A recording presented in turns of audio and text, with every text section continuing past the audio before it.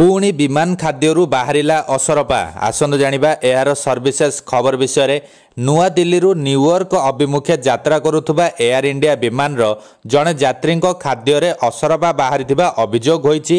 एही घटना को अनेक दुखर सह प्रकाश करी एयर इंडिया मुखपात्र प्रतिक्रिया देई कहिसंती एक्स रे जड़े यात्री अभियोग करी कहिसंती दिल्ली न्यूयॉर्क जाउथुबा विमान रे परसा जाउथुबा आमलेट रे असरपा बाहरी थिबा से देखिबाकू पाइथिले। जेतेबेले एही घटना घटिला सेतेबेलकू मोर 2 वर्षर पुओ आमलेट रो अधारू अधिक खाई सारी थाए, जार परिणाम स्वरूप से असुस्थ होई पड़िला। उक्त यात्री जनक विमान रे परसा जाइथिबा खाद्य पदार्थर एक छोट फोटो और वीडियो शेयर करिसंती। एथि सहित एही पोस्ट को एयर इंडिया विमान परिचालक और नागरिक उड़ान मंत्री राम मोहन नायडू को टैग करी कहिसंती। एयर इंडिया प्रवक्ता कहिसंती कंपनी एही घटना रे यात्री को होइतिबा असुविधा पई चिंतित और दुखित।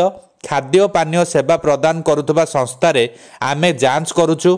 आगामी दिन में एभली घटनार पुनरावृत्ति जेमिति न घटे सेति पई आवश्यक कार्यानुष्ठान ग्रहण कराजिबो।